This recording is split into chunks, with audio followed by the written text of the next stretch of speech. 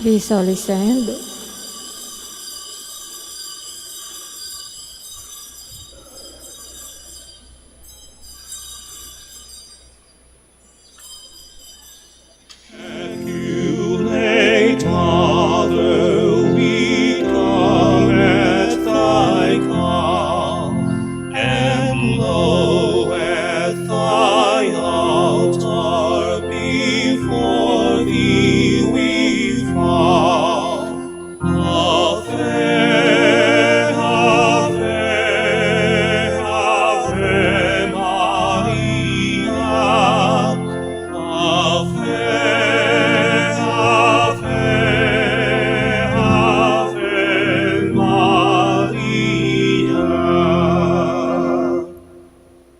We gather in the name of the Father, and of the Son, and of the Holy Spirit. Amen. The grace of our Lord Jesus Christ, and the love of God, and the communion of the Holy Spirit be with you all. And with your spirit. Brethren, let us acknowledge our sins, and so prepare ourselves to celebrate the sacred mysteries.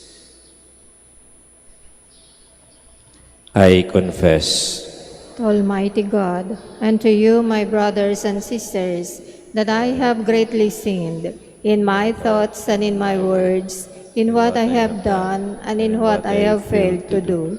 Through my most grievous fault. Therefore I ask Blessed Mary, ever Virgin, all the angels and saints, and you, my brothers and sisters, to pray for me to the Lord our God. May Almighty God have mercy on us, forgive us our sins, and bring us to everlasting life. Amen. Lord, have mercy. Lord, have mercy. Christ, have mercy. Christ, have mercy. Lord, have mercy. Lord, have mercy. Glory to God in the highest. And on earth, peace to people of good will. We praise you, we bless you, we adore you, we glorify you, we give you thanks for your great glory.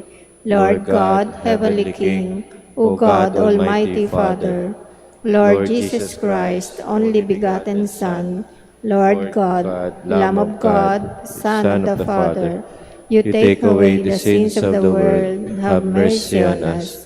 You take away the sins of the world, receive our prayer. You are seated at the right hand of the Father, have mercy on us. For you alone are the Holy One, you alone are the Lord, you alone are the Most High, Jesus Christ, with the Holy Spirit, in the glory of God the Father. Amen. Let us pray.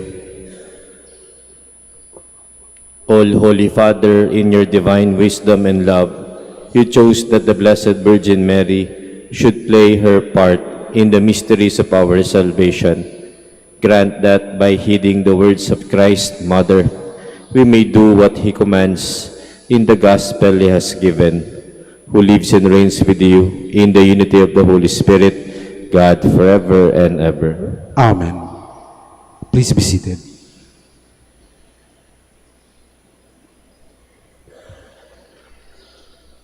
A reading from the book of Exodus.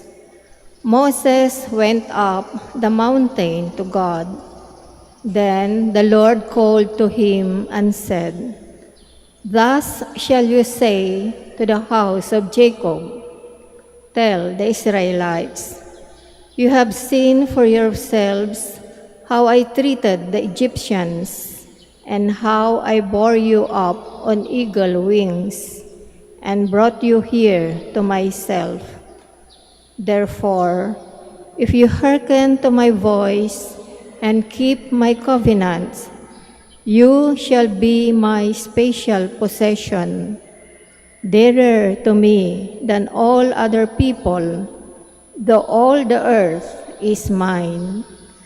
You shall be to me a kingdom of priests, a holy nation. That is what you must tell the Israelites." So Moses went and summoned the elders of the people. When he set before them all that the Lord had ordered him to tell them, the people all answered together, "Everything the Lord has said, we will do." The word of the Lord. Thanks be to God. O Lord, you commanded that your precepts be kept with care. O Lord, you commanded that your precepts be kept with care. Happy those whose way is blameless, who walk by the teaching of the Lord. Happy those who observe God's decrees, who seek the Lord with all their hearts. O Lord, you commanded that your precepts be kept with care. With all my heart I seek you. Do not let me stray from your commands. In my heart I treasure your promise, that I may not sin against you. O Lord, you commanded that your precepts be kept with care. Blessed are you, O Lord. Teach me your laws. I find joy in the way of your decrees, more than in all riches. O Lord, you commanded that your precepts be kept with care. I will ponder your precepts and consider your paths. In your laws I take delight. I will never forget your word. O Lord, you commanded that your precepts be kept with care. Please stand.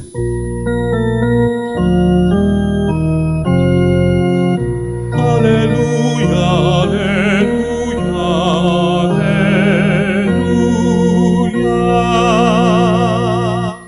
Blessed are they who hear the word of God and keep it. Blessed is Holy Mary, who fully obeyed God's will. Alleluia, alleluia, alleluia.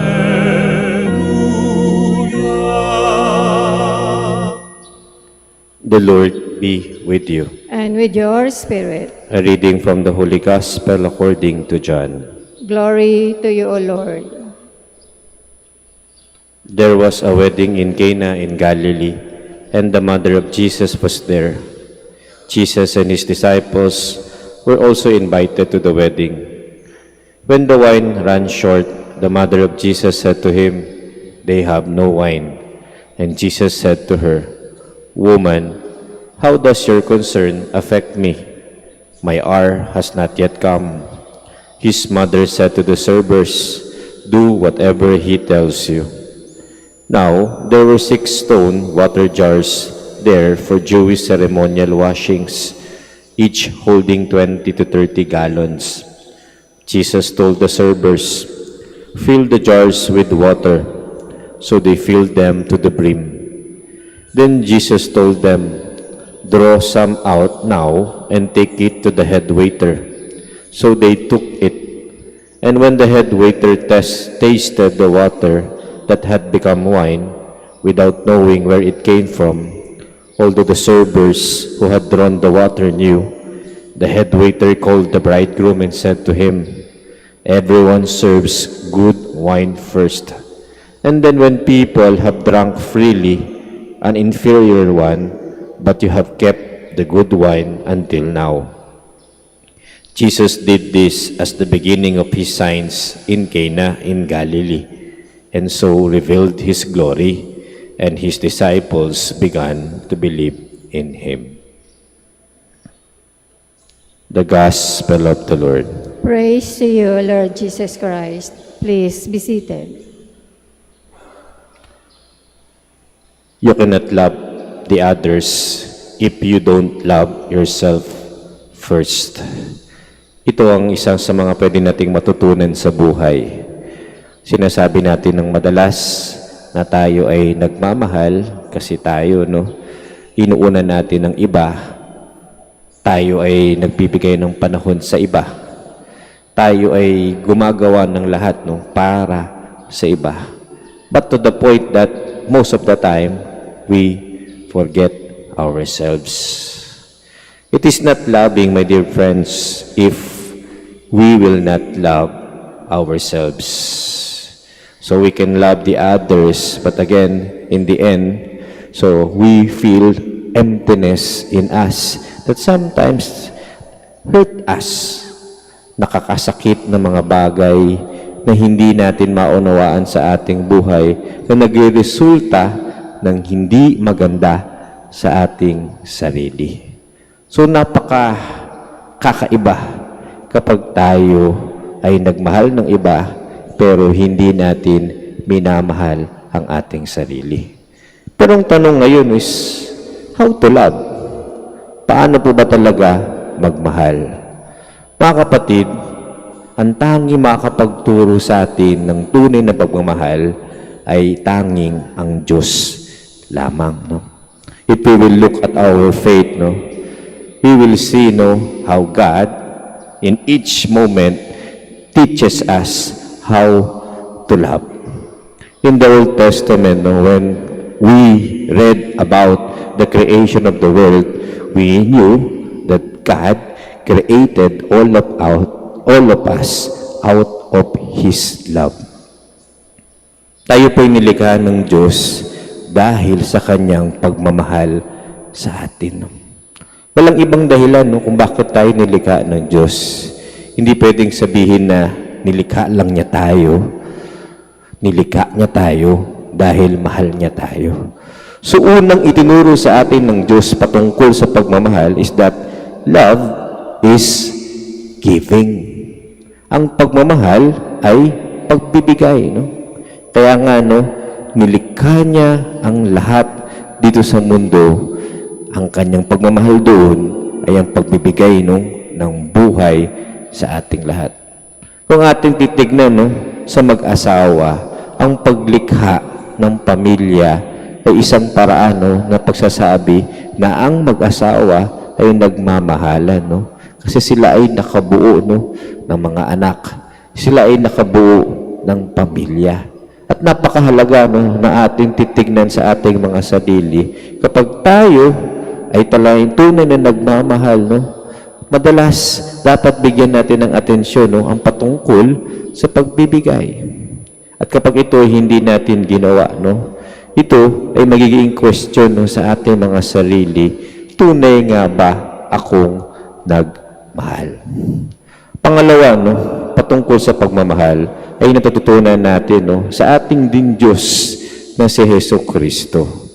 Tunay nga naman, nung siya ay nabuhay dito sa mundong ito, natuklasan natin na ang pagmamahal dito sa mundo ay kailangan ng pagkukumbaba, pagiging humble. When God became man, He humbled Himself. Ito ay isang tunay na expression of love in our lives. Kapag nakakalimot po ang tao na maging mapagkumbaba, meaning to say, he's always looking or she is always looking at himself or herself as someone superior, than the other, then he or she will never see the other. Titignan mo palagi ang iba na mababa sa'yo. Hindi ka na magpapakababa, no? Nang sa gayon, you will acknowledge the other, no? The same is true, no? Sa ating relasyon sa Diyos, no? Kapag hindi na tayo nagiging mapagkumbaba, hindi na po natin nakita ang Diyos sa buhay natin. Kaya nga, ang ikalawang itinuturo sa atin ng Diyos kapag tayo ay dapat magmahal, maging mapagkumbaba. Ginawa mismo ng ating Panginoong Jesucristo yan, Diyos na naging tao. Ito'y tunay na ekspresyon na siya ay mapagkumbaba. Kayang-kaya niyang gawin ito, pero dapat hindi niya ginawa, pero ginawa niya because He's teaching us to love, and that is to be humble. Pangatlo, na pwede nating matutunan sa tunay na pagmamahal, ang ginawa ng ating Diyos bilang siya ay isang Espiritu Santo. Ang pagmamahal ay pananatili. That is the promise of our Lord Jesus Christ, I will be with you until the end of time. Ako ay makakapiling niyo hanggang sa dulo. And that is what the Holy Spirit is doing until now, until the second coming of Christ. Nananatili ako sa piling niyo hanggang matapos ang lahat dito sa mundo. And that is loving. Hindi nagsasawa, hindi nawawalan ng gana, hindi sumusuko. You continue until the end. In our first day of our Novena in honor of Our Lady of the Rosary of Manaoag, we look at Mary, and how she understands loving. Nakuha niya ang kanyang pagkaalam sa pagmamahal sa kanyang anak na si Jesus. Tinitignan natin na si Maria, katulad ni Jesus, natutong maging mapagbigay. Piruin natin, binigay niya ang kanyang buhay para maging ina ng Diyos. That's being obedient. That's being giving. And everything that I will give is because I love my son. Secondly, Mary is a humble person. Hinayaan niyang Diyos na kumilos sa kanyang buhay. Kahit na ito ay kakaiba, kahit na ito ay para sa kanya hindi niya maunawaan, kahit para sa kanya, hindi dapat, hindi mangyayari dapat ito dahil hindi ako karapat-dapat at imposible na mangyari ito sa aking buhay. But again, she remained humble because she knows that it is the Lord's way for her to understand love. And lastly, nanatili si Maria. She remained until the end of the life of His Son at the foot of the cross. Yun po ang pagmamahal. Dakila, tumatagal hanggang sa dulo, hindi kailanman tumitigil, palaging nagpapatuloy. My dear friends, ipagdasal po natin sa ating mahal na ina na tayo matutong magmahal, nagbibigay, nagiging mapagkumbaba, lalo tigit sa lahat, nananatili. Please all stand.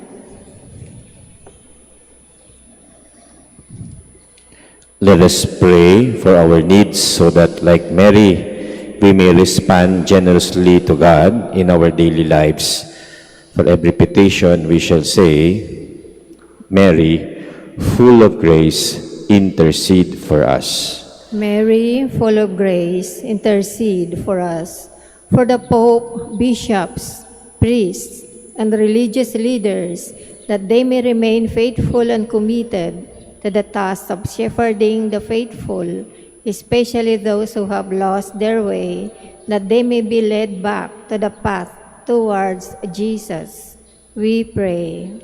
Mary, full of grace, intercede for us. That our government leaders may find inspiration in the life of Mary, who lovingly served the Lord in accepting the responsibility of bearing and raising the child Jesus.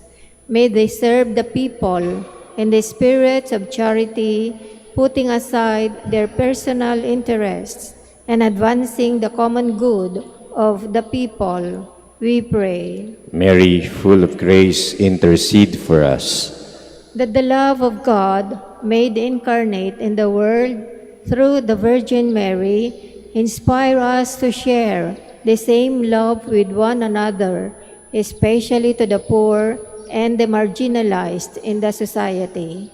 We pray. Mary, full of grace, intercede for us. For all of us gathered here, may the example of our Blessed Mother continually inspire and guide us in our obligation to protect lives. We pray. Mary, full of grace, intercede for us. For all the faithful departed, that they may see face to face the radiance of God's glory in heaven. We pray. Mary, full of grace, intercede for us. For our personal intentions and for the intentions of the devotees of Our Lady of the Rosary of Manaoag, we pray. Mary, full of grace, intercede for us.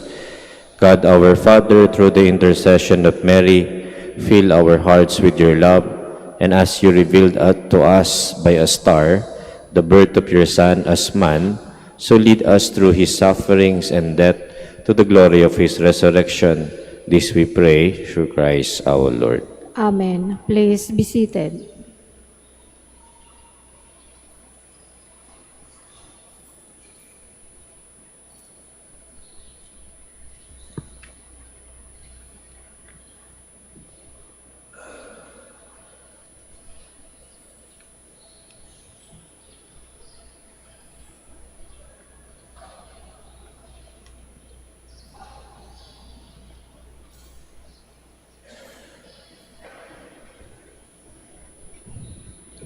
Blessed are you, Lord God of all creation, for through your goodness we have received the bread we offer you, fruit of the earth and work of human hands. It will become for us the bread of life. Blessed be God forever.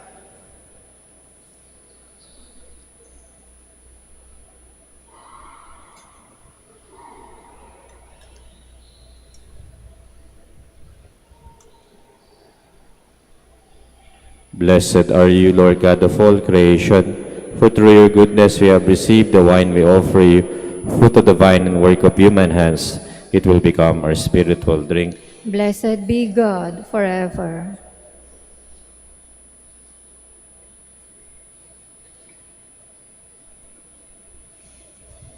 Please all stand.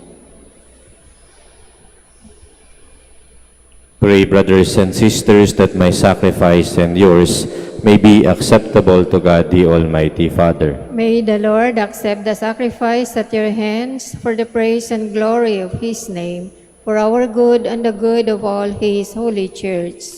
Lord, with loving hearts, we bring you these gifts. Change them into the body and blood of Jesus Christ, your Son, who at the request of his mother changed water into wine, and by this miraculous sign foreshadowed the hour of his death and resurrection, through Christ our Lord. Amen. The Lord be with you. And with your spirit, Lift up your hearts. we lift them up to the Lord. Let us give thanks to the Lord our God. It is right and just. It is truly right and just, our duty and our salvation, always and everywhere to give you thanks, Lord, Holy Father, Almighty and Eternal God. For with loving care for the bridegroom and his bride, she turns to her Son for help and tells the servants what he commands. Water is changed into wine. The wedding guests rejoice as Christ foreshadows the wedding feast that is daily gift to his bride, the Church. In this great sign, the presence of the Messiah is proclaimed, the outpouring of the Holy Spirit is foretold, and the hour of salvation is foreshadowed, when Christ will clothe himself with the royal robes of his passion to shed his blood on the cross for his bride, the Church. Now with angels and archangels, and the whole company of heaven, we sing the unending hymn of your praise. Holy, holy, Holy Lord God of hosts, heaven and earth are full of your glory. Hosanna in the highest. Blessed is he who comes in the name of the Lord. Hosanna in the highest. Please all kneel. You are indeed holy, O Lord, the fount of all holiness. Make holy, therefore, these gifts, we pray, by sending down your Spirit upon them like the dewfall, so that they may become for us the body and blood of our Lord Jesus Christ. At the time he was betrayed and entered willingly into his passion, he took bread and giving thanks, broke it, and gave it to his disciples, saying, "Take this, all of you, and eat of it, for this is my body, which will be given up for you."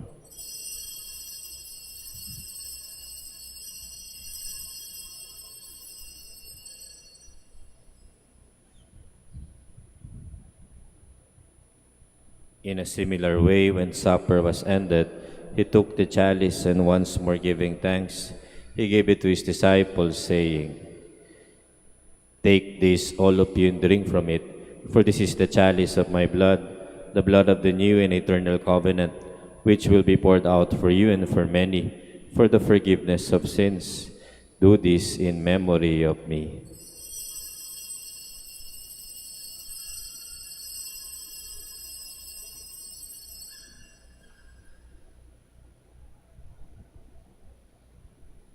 The mystery of faith. When we eat this bread and drink this cup, we proclaim your death, O Lord, until you come again. Therefore, as we celebrate the memorial of his death and resurrection, we offer you, Lord, the bread of life and the chalice of salvation, giving thanks that you have held us worthy to be in your presence and minister to you.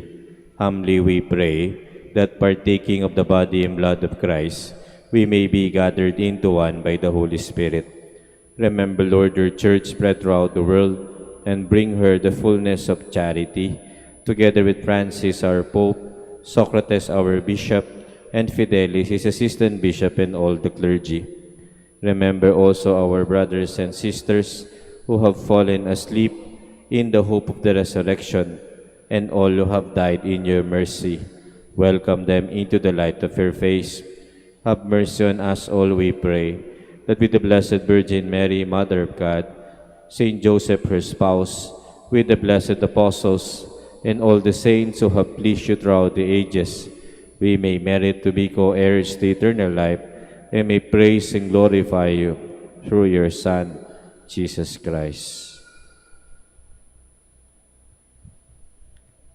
Through him, and with him, and in him, O God, Almighty Father, in the unity of the Holy Spirit, all glory and honor is yours forever and ever.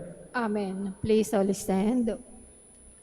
At the Savior's command and formed by divine teaching, we dare to say, Our Father, who art in heaven, hallowed be thy name. Thy kingdom come, thy will be done on earth as it is in heaven. Give us this day our daily bread, and forgive us our trespasses, as we forgive those who trespass against us. And lead us not into temptation, but deliver us from evil. deliver us, Lord, we pray, from every evil. Graciously grant peace in our days, that by the help of your mercy we may be always free from sin and safe from all distress, as we await the blessed hope and the coming of our Savior, Jesus Christ. For the kingdom, the power, and the glory are yours, now and forever. Lord Jesus Christ, who said to your apostles, "Peace I leave you, my peace I give you," look not on our sins, but on the faith of your church, and graciously grant her peace and unity in accordance with your will, who live and reign forever and ever. Amen. The peace of the Lord be with you always. And with your spirit. Let us offer each other the sign of peace.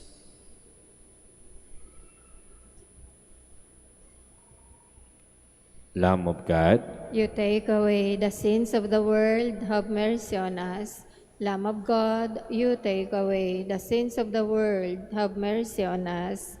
Lamb of God, you take away the sins of the world, grant us peace.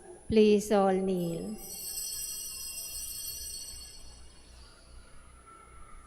Behold the Lamb of God, behold him who takes away the sins of the world.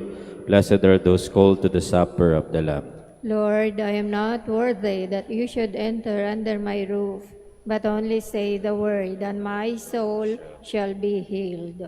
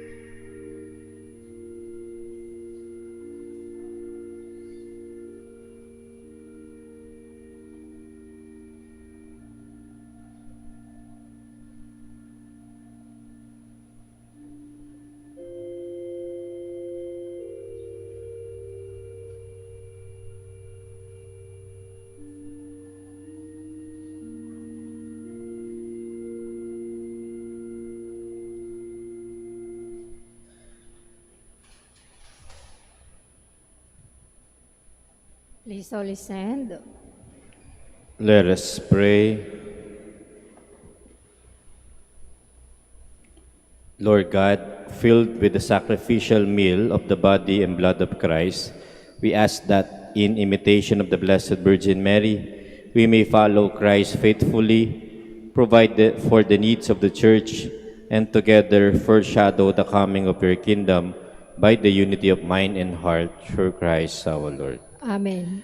The Lord be with you. And with your spirit. Bow your heads for the blessing. May God, through the childbearing of the Blessed Virgin Mary, willed in His great kindness to redeem the human race, be pleased to enrich you with His blessing. Amen.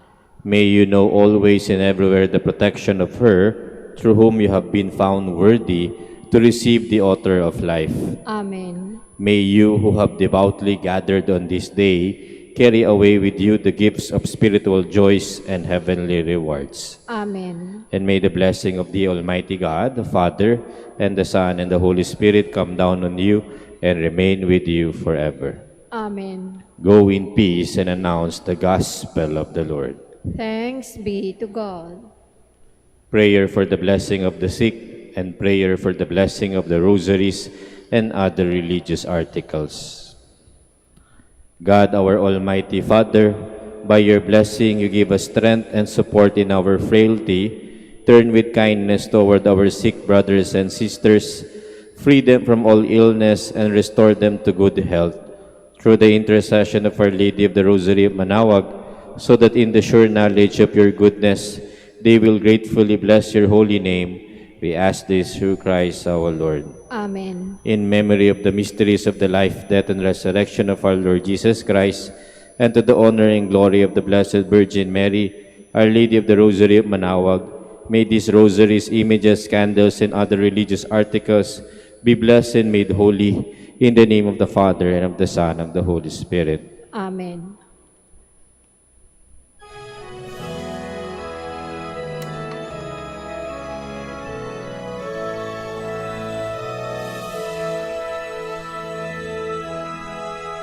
O ina ng Manaoag, kami ay dinggin mo. Sa anak mong si Kristo, bayan ay ilapit mo. Ave, Ave, Ave Maria. Ave, Ave, Ave Maria. Tawag mo'y lagi naming diringgit susundin, upang puso'y baguhin at si Kristo'y sambahin. Ave, Ave, Ave Maria. Ave, Ave, Ave Maria. Kailanman ang rosaryo'y aming alay sa iyo, Ina. Sa lahat ng pagsusunod